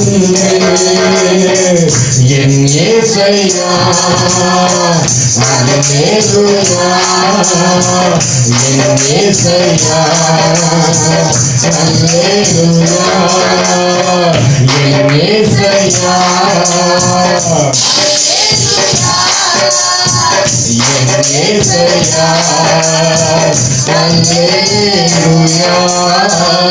உண்மையில்லாம யாரும் அண்ணன் நினைக்கிறாங்க.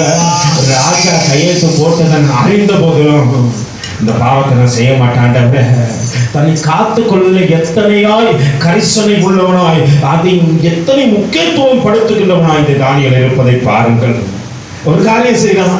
என்னவா தானியேல் என்றால் அந்த பத்திரத்தில் கையெழுத்து வைக்கப்பட்டது என்று அறிந்த போதிலும் தன் வீட்டுக்கு போய் தன் மேல் அறையிலே எங்க எருசலேமுக்கு நேராக வாசிங்க சகோதரர் வசனத்தை.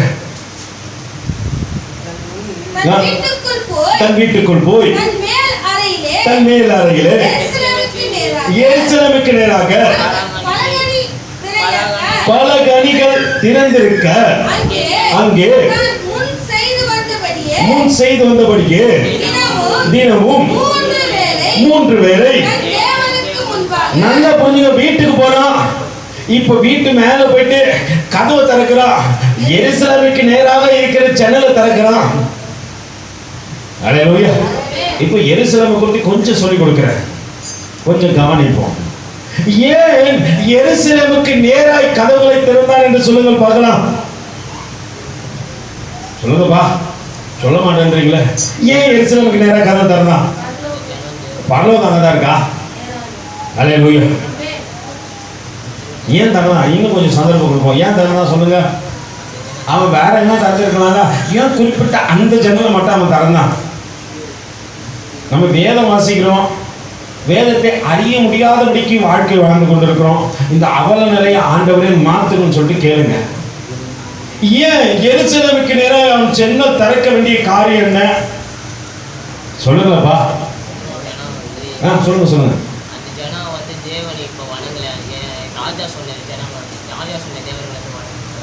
இல்ல, எருசலேமுக்கு நேரம் ஏன் ஜன்னலை திறக்கணும்? எருசலேம் ஜனங்க அப்ப எருசலேம்ல இருந்திருக்கலாம்ல. ஏன் எருசலேமுக்கு நேரம் கதவை திறந்தான் சொல்லுங்க. இப்போ கொஞ்சம் ஆராய்ச்சி பண்ணலாம், டைம் இருக்குது, ஆராய்ச்சி பண்ணி கடனை முடிச்சுடுவான். சொல்லுங்க, ஏன் எருசலேம் நேரம் கதவை திறந்தான்? அவருக்கு இடமும் மாறணும்னு சொல்லிட்டு. சரி, ஓகே, ரைட்டு. அவருக்கு இடமும் மாறணும்னு நினைச்சா அதனால தான் எருசலேம் நேரம் கதவு திறந்தான்றீங்களா? அடுத்தது வேற, ஏன் எருசலேமுக்கு நேரம் கதவு திறந்தான் அப்படின்னு வச்சுக்கலாம். ஒரு விதத்துல அவர் இருக்கிற இடமும் மாறணும்னு நினைச்சு அவன் கதவு திறந்திருக்கலாம். ஆனா அது மட்டும் காரணம் இல்லை, ஏன் எருசலேமுக்கு நேராக அவன் கதவுகளை திறந்தான்? அப்ப எருசலேம்ல என்ன நடந்தது? எருசலேமில் யார் இருக்கின்றார்கள்? என்ன காரியம் நிகழும் என்று நினைத்து அவன் அந்த இடத்தை திறந்தான். அங்க ஒரு பெரிய ரகசியம் புதைந்திருக்கிறது எருசலேமில். அதை குறித்து கொஞ்சம் பார்த்துட்டு நம்ம இந்த பகுதியை தாண்டி போவோம். அநேக நேரத்தில் வேதத்தை வாசிக்கின்றவர்கள் ஓரளா வாசிக்கின்றபடியினால நிறைய காரியத்தை ரகசியத்தை அறிந்து கொள்ள முடியாதபடிக்கு வேதத்தை வாசித்து விட்டு கடந்து சொல்கின்றோம்.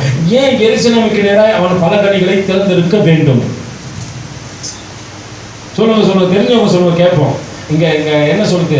நான் பெரியவன், நான் சின்னவன், எனக்கு எல்லாம் தெரியும் அப்படின்னு சொல்ல விரும்பல. நான் உங்களுக்கு தெரியாவிட்டால் நான் எனக்கு தெரிந்ததை உங்களுக்கு கற்றுக் கொடுக்கின்றேன். ஏன்னா ஆவியானவர் அநேக காரியங்களை இந்த நாட்களிலே ஆராய்ச்சி செய்யும்படியாக உதவுகின்றார். சில காரியங்களை தெரிந்து கொள்ளும்போது அதை என் பிள்ளைகளுக்கு எப்படியாவது கற்றுக் கொடுக்க வேண்டும் என்று முயற்சி செய்கின்றேன். ஏன் எருசலேமுக்கு நேராய் தானியேல் கதவுகளை திறந்து ஜெபித்தார்? சொல்லுங்க. பரிசுத்த நகரத்துக்கு நேரா கர்த்தர் விசுவாசம், அதுவும் விஷயம் தான். சொல்லுங்க, புரியல சத்தமா. தேவனுடைய நகரம் எருசலேம், தேவனுடைய நகரம். அப்புறம் இன்னைக்கு அதனாலதான் எருசலேம் டூர் அடிக்கிறோம் போல இருக்கு. நீங்க என்ன பண்ணுங்க, அண்ணன் அகஸ்டின் ஜெபகுமார் அண்ணன் பரம எருசலேமா புனித எருசலேமான்னு ஒரு சீடி ஒன்று பேசுறது, அதை போய் கேளுங்க எருசலேமை குறித்து. ஆனா அதை காட்டிலும் ஒரு முக்கியமான காரியத்தை கொஞ்சம் சொல்லுகின்றேன். சொல்லுங்க. அல்லேலூயா. சமாதானத்துக்காக செவிட்டுக் கொள்ளுங்கன்னு சொல்லிட்டு வேத வசனம் சொல்லுகிறது. Okay, right. அங்கேயே சமாதானம் இல்லைன்னா அவங்க அந்த சேர்க்கறது தந்தாரு தேவனுடைய. இப்பதான் பாயிண்ட் வந்துருக்கீங்க. அல்லேலூயா. சாலமோன் கட்டின ஆலயம் எருசலேமில் தான் இருக்கிறது. அல்லேலூயா. நல்லா புரிந்து கொள்ளுங்க, சாலமோன் கட்டின ஆலயம் எருசலேமில் இருப்பதனால் மட்டும் அவர் கதவுகளை அங்கே திறக்கவில்லை. ஏனென்றால் எருசலேம் இடிக்கப்பட்டது என்று வேதம் சொல்கிறது. அவர்கள் அடிமையாய் கொண்டு போகப்படுகையிலே பாபிலோனின் ராஜாவாகிய அந்த மனிதன் அங்கே கடந்து சென்று அந்த ஆலயத்தை தீ கொளுத்தி போட்டான் என்று ஆராய்ச்சியாளர்கள் சொல்லுகின்றார்கள். இது நடந்தும் நிறைவேறி முடிந்தது. ஆனால் நடக்கின்ற காரியத்தை கொஞ்சம் உங்களுக்கு தெளிவுபடுத்தத்தக்கதாக ஒரு சில காரியங்களை சொல்ல விரும்புகின்றேன். ஆதியாகமத்தின் புத்தகத்திலே 14வது அதிகாரத்தில் ஒரு முக்கியமான நிகழ்வுகள் நடக்கின்றது. லோத்துவை சிறைபிடித்து போய்விடுகின்றார்கள். லோத்துவை சிறைபிடித்து போகின்ற காரியத்தில் நடப்பது என்னதென்று நீங்கள் கேட்கலாம். எடுத்து வாசிப்போம். ஆதியாகமத்துக்கு எழுதின நிருபம் 14வது அதிகாரத்தில் நடக்கின்ற காரியத்தையும் நிகழ்வுகளையும் கொஞ்சம் பார்க்கத்தக்கதாக நம்ம கண்களை வேத புத்தகத்துக்கு நேரா திருப்புவோம். 14வது அதிகாரத்தின் என்னோட கூட திருப்பி கொள்ளுங்க. எத்தனை பேர் எடுத்துக்கொண்டீங்க? 18வது வசனத்தை வாசிங்க. அன்றியும் உன்னதமான தேவனுடைய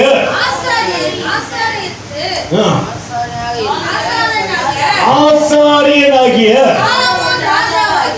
சாலமின் ராஜாவாகிய மெல்கிசேதேக்கு அப்பமும் திராட்சரசமும் கொண்டு வந்து அவனை ஆசீர்வதித்து வானத்தையும் பூமியையும் ஆ. உடையவராகிய உன்னதமான தேவனுடைய ஆசீர்வாதம். நல்லா புரிஞ்சுங்க. இந்த 14வது அதிகாரம் ஆபிரகாம் தன்னிடத்திலிருந்து ஒருவரை தன்னுடைய தம்பி மகனாகிய லோத்துவை அங்கே கொண்டு போய்விட்டார்கள். அங்கே அவன் கடந்து சென்று யுத்தம் செய்து அந்த ராஜாக்களை சங்காரம் பண்ணி கடந்து வருகையிலே முதலாக ஒரு ஆசாரியன் அவருக்கு முன்பாக தென்படுகின்றார். அந்த ஆசாரியனை குறித்து சொல்லப்படுகின்ற காரியத்தை கொஞ்சம் நிதானித்த அந்த வசனத்தை வாசிப்போமானால், அன்றியும் உன்னதமான தேவனுடைய ஆசாரியனாய் இருந்த சாலோமின் ராஜாவாகிய மெல்கிசேதேக்கு. நன்றாக புரிந்து கொள்ளுங்கள், இவர் எதற்கு ராஜா என்று சொல்லப்படுகின்றது? சாலேம் என்ற அந்த நகரத்திற்கு ராஜா. இந்த சாலேம் பிற்காலத்திலே தாவீதுடைய நாட்களிலே பிடிபட்ட போது அங்கே தாவீது ஒரு காரியத்தை செய்கின்றார். அப்பா, இந்த சாலேம் பெரிய முதலிலே எழும்பின தேவனுடைய ஆசாரனுடைய கையினாலே அநேக பலிகளையும் அநேக சமாதானத்தையும் பெற்ற தேசம் என்று எருசலேம் என்று பெயரிடுகின்றான். என்னென்று? எருசலேம் என்று பெயரிடுகின்றான். இந்த எருசலேம் பிற்காலத்திலே எருசலேம் என்று சொல்லப்பட்டது. அல்லேலூயா. அது மட்டும் முக்கிய காரணம் என்று சொல்லாதபடிக்கு இன்னொரு விஷயத்தையும் சொல்லுகின்றேன். அதையும் கொஞ்சம் கவனித்து கேளுங்கள். ஆண்டவர் ஆதியாகமத்தின் புத்தகத்திலே 22வது அதிகாரத்திலே ஒரு காரியத்தை ஆபிரகாமிடத்தில் நிகழ்த்துகின்றார். தன்னுடைய நேசகுமார் என்று பாராமல் அந்த மகனை கொண்டு வந்து நீ எங்கே பலி செலுத்த வேண்டும்? மோரியா என்ற தேசத்தில் கொண்டு வாப்பா. அங்கே நான் முன்குறித்த ஒரு மலையில கொண்டு போய் உன் மகனை என்ன பண்ணு, எனக்காக பலி செலுத்து என்று சொல்லுகின்றார். இந்த மோரியா தேசம் சாலேம் என்ற பட்டணத்திற்கு உள்ளே இருக்கிறது. எங்க இருக்குதுப்பா? ஆதியாகமத்தில் சொல்லப்பட்ட அந்த மெல்கிசேதேக்கு ராஜ்ய பாரம் பண்ணின சாலேம் என்றால் சமாதானம். சாலேமுடைய எபிரேய வார்த்தைக்கு அர்த்தம் என்ன? சமாதானம். இந்த சமாதானத்தின் நகரத்துக்குள்ளதான் எந்த நகரம் இருக்கிறது? மோரியா என்ற தேசம் இருக்கிறது. இந்த தேசத்தில் இருக்கிற அந்த மலையின் மேலே போய் தான் மெல்கிசேதேக்கு அடிக்கடியாய் தன்னுடைய முதலிலே தெரிந்து கொள்ளப்பட்ட ஆசாரியன் தேவனுக்காக பலி செலுத்துவது. இந்த மோரியா தேசத்திலே தேவன் ஆபிரகாமுக்கு எந்த மலையை முன்குறித்து கொடுத்தாரோ அதே மலையில தான் போயிட்டு என்ன பண்ணுவாராம்? பலியை செலுத்துவார். அல்லேலூயா. இதை அறிந்த போது ஒரு காரியம் எனக்கு நல்லா தெரியும். அன்னைக்கு ஆபிரகாமுடைய நேசகுமாரனை கொல்ல இடம் கொடுக்காத என் தேவன் அந்த காரியத்தை மாற்றினது போல இன்று பொல்லாத ஜனங்கள் எழும்பி என் தேவனை அல்லாமல் மற்ற தேவர்களை வணங்கும்படியாக சொல்லுகின்ற இந்த கட்டளையை மாற்ற அவரால் கூடும் என்பதை அறிந்தபடியினாலே நேராக தன் அறைக்கு சென்று பலகணிகளை திறந்து பார்க்கிறான். எருசலேம் என்று சொல்லப்பட்ட எருசலேமுக்கு நேராக பலகணிகளை திறந்து அந்த ஆபிரகாம் வாழ்க்கையில மாற்றத்தை கொடுத்த ஆண்டவரே, இன்று எங்களுடைய வாழ்க்கையில மாற்றம் கலந்து வரத்தக்கதாக எங்களுக்கு உதவி செய்ய மாற்றீரோம். புரிஞ்சு கொள்ளுங்க. நம்ம வேதத்தை அநேக நேரத்தில் வாசிக்காதபடியினாலதான் இந்த காரியம் எனக்கு தெரிய முடியாம போச்சு. 22வது அதிகாரத்துல தேவன் ஏதோ ஒரு இடத்திற்கு ஆபிரகாமை அழைத்து செல்லவில்லை. அன்று சாலோமில் ஆட்சி செய்த யாருப்பா? யாரு சொல்ல மாட்டேன்றீங்களே? மெல்கிசேதேக்கு என்ற பிரதான ஆசாரியம் எனக்கு பலி செலுத்தினானே, அந்த பலியை நான் ஏற்றுக்கொண்டது போல அந்த இடத்துல கடந்து வாப்பா, என் பிரசனத்தை நீ உணர்வ. நிறைய வேத ஆராய்ச்சியாளர்கள் சொல்றாங்க, ஆபிரகாம் கொண்டு போன இடத்துல என்ன இல்லைங்க, ஆட்கள் சஞ்சரிக்கவில்லை என்று சொல்லுகின்றார்கள். நன்றாக புரிந்து கொள்வோம். ஆட்கள் சஞ்சரிக்காத இடத்துல ஆடுகள் எப்படி வந்தது? அல்லேலூயா. ஆட்களே இல்லாத இடத்துல ஆடுகள் எப்படி வந்ததுப்பா? அப்ப அங்க ஆடு இருக்குதுன்னா ஆடு மேய்க்கின்ற ஆடு மேய்ப்பனும் இருக்கத்தானே வேண்டும். நிறைய காரியத்தை நம் வேதத்தில் புரிந்து கொள்ள முடியவில்லை. எல்லாவற்றுக்கும் ஒரு இணைப்பு உண்டு.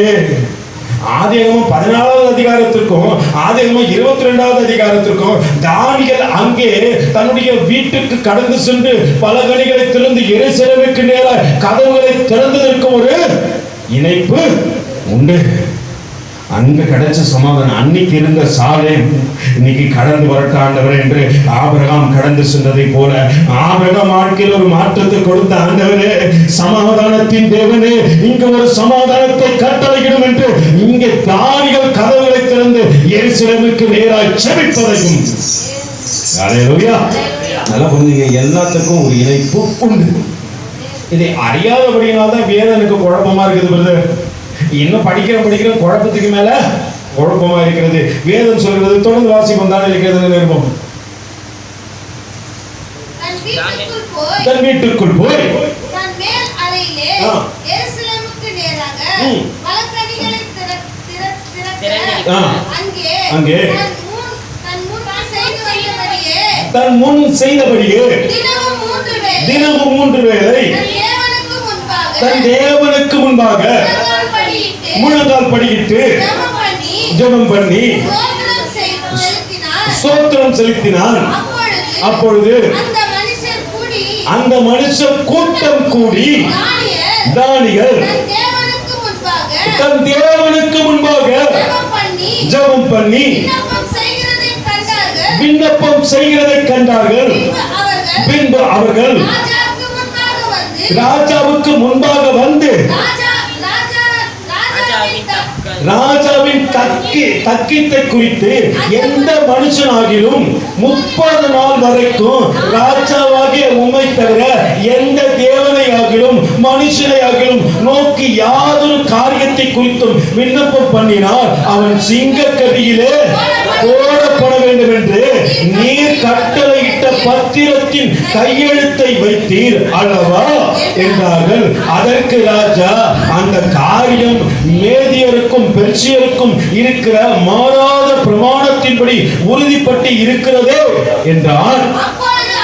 அப்பொழுது அவர்கள் ராஜாவை நோக்கி, சிறைப்பிடிக்கப்பட்ட யூதேயா தேசத்தின் புத்திரர்களில் தானியேல் என்பவன் உண்மையும் நீ கையெழுத்தில் வைத்துக் கொடுத்த கட்டளையும் மதியாமல் தினமும் அல்லேலூயா அல்லேலூயா அல்லேலூயா ஜீவனுள்ள தேவனை நாம் துதிப்பதை ஒருவனும் தடை செய்ய முடியாது. துதிக்கிற நமக்கு தெரியும். ஆண்டவரே உம்மை என்னைக்கும் துதிப்ப ஆண்டவரே, உம்மை எந்த நாளும் துதிப்ப ஆண்டவரே, எந்த நாளும் போற்றுவேன் ஆண்டவரே. அல்லேலூயா. அறியாத தேவர்களை துதிப்பதை காட்டிலும் நான் அறிந்தவரை, என்னை புரிந்தவரை துதிப்பதற்கு நான் ஆயத்தம். எத்தனை பேருக்கு ஆண்டவர் குறிச்சு முழுசா தெரியும் கேட்டீங்கன்னா எல்லாம் 0. இன்னும் முழுசா புரிஞ்சுக்கல. அவருடைய அன்பு தெரியாதனால தான் இன்னும் தூரமாவே இருக்கிற. ஆண்டவரே, அன்பு தெரிஞ்சிச்சுன்னா, அந்த ரகசியம் புரிஞ்சிச்சுன்னா என் ஜபங்க மாறும், பேச்சு மாறும், நடக்க மாறும், வாழ்க்கை மாறும், எல்லா காரியமும் மாறும். இது தானியேல் அறிந்தபடியினால்தான் அந்நிய தெய்வங்களுக்கு என்ன பண்ண மாட்டேன்றா, தேவனுடைய மகிமையை மற்றவர்களுக்கு செலுத்த முடியாதபடிக்கு இன்னைக்கு தேவனுக்கு கொடுக்க வேண்டிய நேரத்தை மனுஷனுக்கு கொடுக்கிறோம். அல்லேலூயா. தேவனுக்கு கொடுக்க வேண்டிய நேரத்தை உலகத்துக்கு கொடுக்கிறோம். தேவனுக்கு கொடுக்க வேண்டிய நேரத்தை உறவுகளுக்கு கொடுக்கிறோம். தேவனுக்கு கொடுக்க வேண்டிய நேரத்தை மற்ற நண்பர்களுக்கு கொடுக்கிறோம். ஆனா தானியேலுக்கு ஒரு காரியம் நல்லா தெரியும். அப்பா, எத்தனை காரியம் வந்த போதிலும் என் தேவனுக்குரிய கனத்தை தேவனுக்கு மட்டும்தான் செலுத்துவேன். அதனாலதான் இயேசு கிறிஸ்து இங்க வந்தவங்க சொல்றாரு, அவரை குற்றம் பிடிக்கலாமா என்று கூடின ஜனங்களுக்கு மத்தியில என்னை குற்றம் பிடிப்பதற்கு ஒரு நாளும் கூடாதுடா. தேவனுக்குரியதா பண்ணு, தேவனுக்கும் ராயனுக்குரியத ராயனுக்கும் செலுத்துங்கள் என்று அழகாய் சொன்னார். இப்ப பக்கத்துல கேட்கறதுக்கு, தேவனுக்குரியதை தேவனுக்கு சொல்றீங்களா, தேவனுக்கு செய்யறீங்களா? உலகத்து நேரம் வரும்போது உலகத்துக்குள்ள போயிடலாம். இப்ப தேவனுக்குரிய நேரம் வரும்போது என்ன பண்ணோம்? நான் எத்தனை தான் உலகத்துல சுத்தினாலும் கடைசியான நேரம் யாருடைய நேரம்? என் தேவனுடைய நேரம் ஆயிடுச்சு. அதை நான் உலகத்துக்கு செலவிடவே. பரிசுத்தம் தான், அதுதான் பரிசுத்தம். பரிசுத்தத்தை காத்துக்கொள்வது அதுதான். அதை விட்டுட்டு நான் மற்ற காரியங்களை செய்து நான் மகிமைப்படுத்த வைக்கிறேன்னு நினைச்சீங்கன்னா அது வீணே. பாகத்தில் சொல்லப்படுறப்பா, அவன் சொந்தக்காரன் வந்து உன்னை கூப்பிடுவான், உன்னை அறியாதபடிக்கு சொல்லுவான், இதெல்லாம் செய்வான். ஆனா என்ன பண்ணக்கூடாது? அவனுக்கு செவியும் கொடுக்காத, செய்யவே கூடாது. பரிசுத்த ஆண்டவரே, உமக்குரிய நல்ல உமக்குரிய மகிமை செலுத்துகிற ஆண்டவரே, அல்லேலூயா. உமக்கு மகிமை தருகிறேன், உம்மில் நான் மகிழ்ச்சி அடைகிறேன். உமக்கு மகிமை தருகிறேன், உம்மில் நான் மகிழ்ச்சி அடைகிறேன். அல்லேலூயா, அல்லேலூயா, அல்லேலூயா.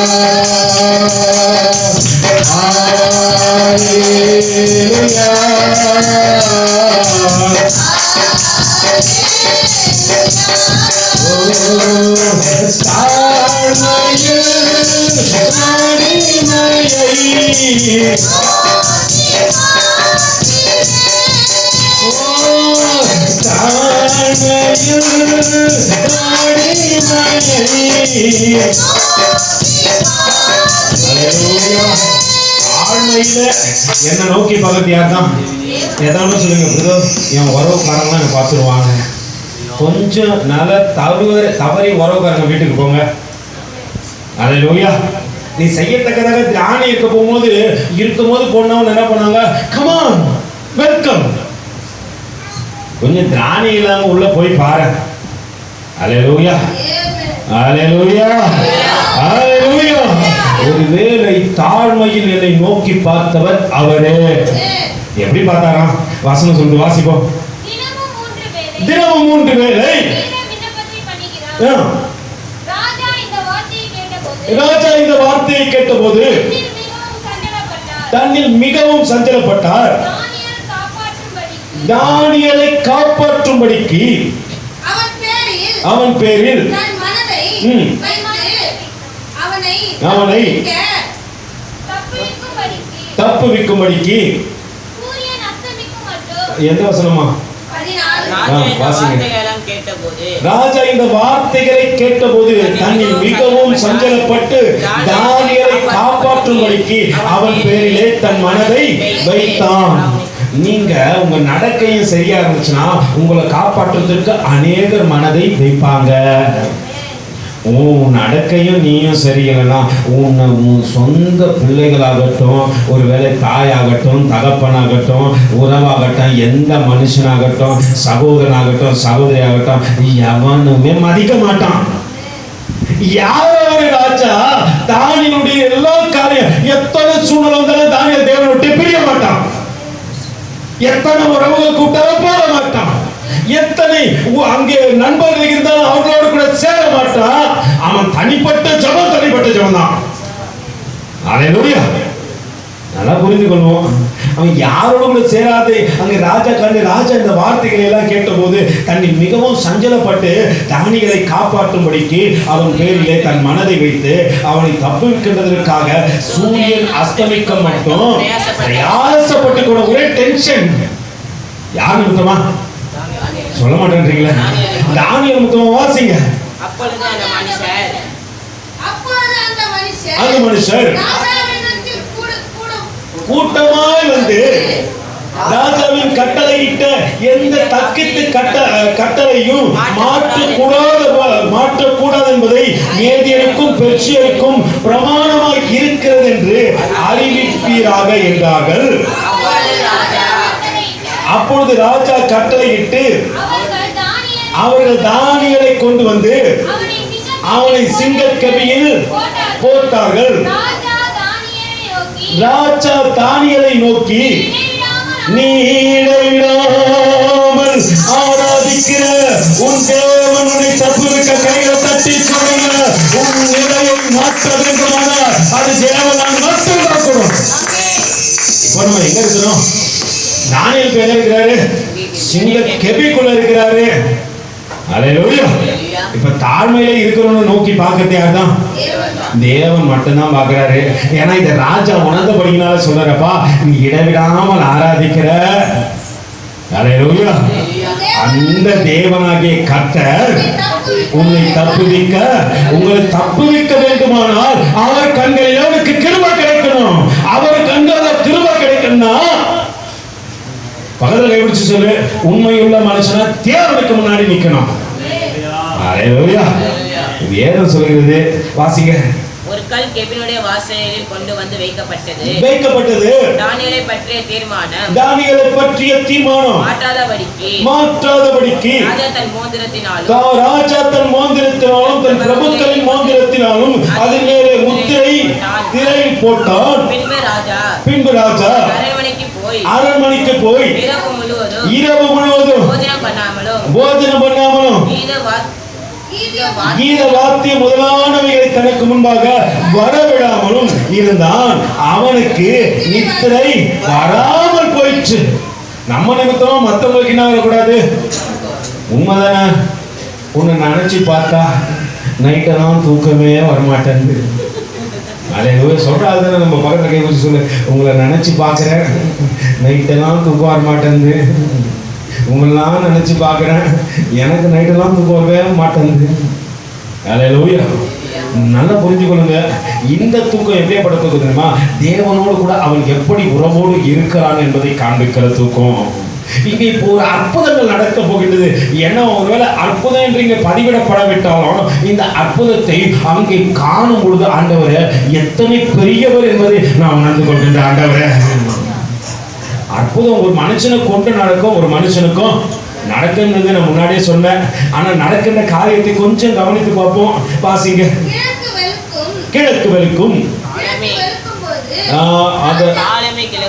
காலமே வெளுக்கும் போது ராஜா எழுந்திருந்து சிங்கங்களின் கவிக்கு நல்லா போங்க. இப்ப யார் வரல? அப்பா வரல, அம்மா வரல, கூட பிறந்த அண்ணன் தம்பிங்க வரல, ஃப்ரெண்டு சாத்ராக் மேஷாக் ஆபேத்நேகோ இப்ப கேள்விப்பட்டோன்னே என்ன பண்ணிருக்கணும்? யாருப்பா வந்திருக்கணும்? சாத்ராக் மேஷாக் ஆபேத்நேகோ கேள்விப்பட்டிருப்பாங்க. தானியேல் என்ன எங்க போறாங்க? சிங்க கவியில போட போறாங்க அப்படின்னு போது என்ன பண்ணிருக்கணும்? உடனே ஓடியாந்துருக்கணும் இல்லையா? ஒரே ஊருக்காரங்களாச்சும், உறவுக்காரங்க வேற. நம்மளுக்கு தான் யார் நிக்கணும், யார் வரவன் என்று யார் என்ன கைவிட்டாலும் பக்கத்துல கை பிடிச்சு சொல்லுங்க, யார் என்ன கைவிட்டாலும் என் உறவுக்காரன் கைவிட மாட்டான். அப்படியே எழுதுனாங்க. அல்லேலூயா. யார் என்ன கைவிட்டாலும், தாயே என்னை கைவிட்டாலும், தகப்பனே என்னை கைவிட்டாலும் ஆண்டவர் என்னை கைவிட மாட்டார். அல்லேலூயா. ஆண்டவர் என்னை கைவிட மாட்டார். யார் என்ன கைவிட்டாலும் என் இயேசு ராஜா கைவிட மாட்டார், கைவிட மாட்டார், கைவிடவே மாட்டோம்.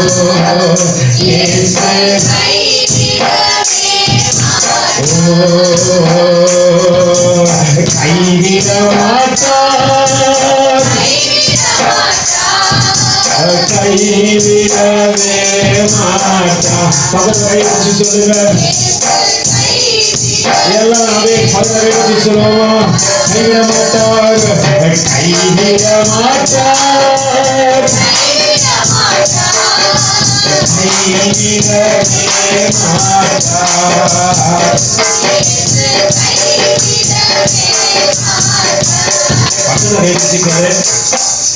அவர் பாட்டு நிறுத்தினாலும் நீ நிறுத்த மாட்ட, உன்னாலேயே டைம் போயிடுது.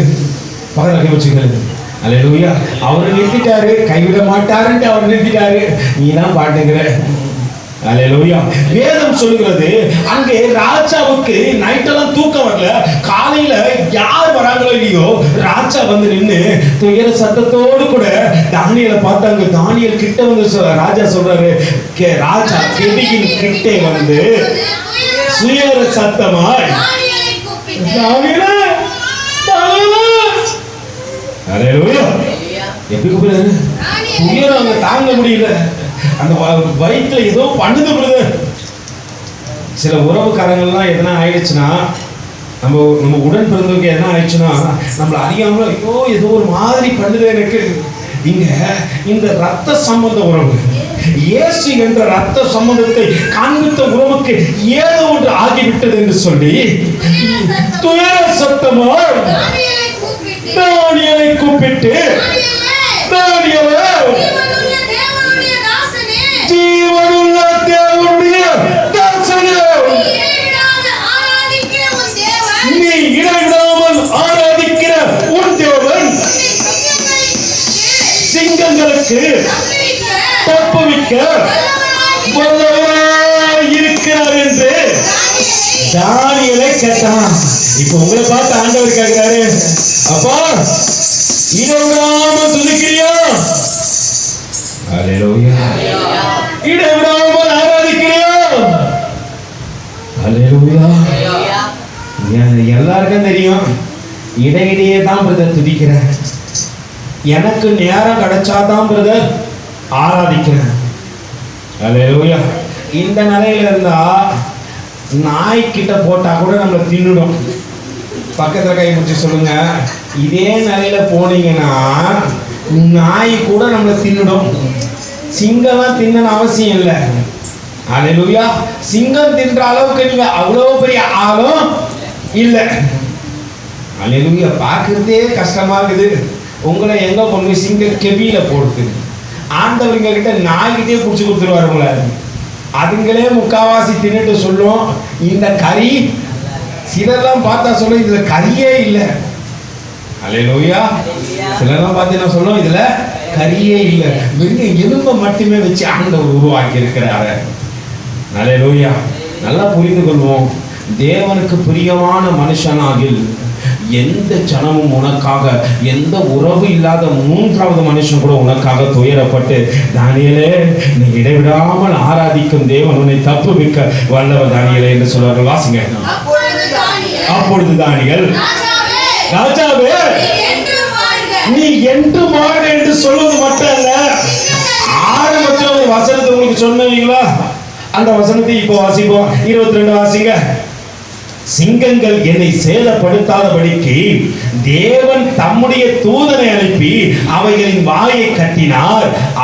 அது என்னவென்றால், அவருக்கு முன்பாக நான் குற்றமற்றவனாக காணப்பட்டேன், ராஜாவாகிய உனக்கு முன்பாக நீதிகேடு செய்வதில்லை என்றார்.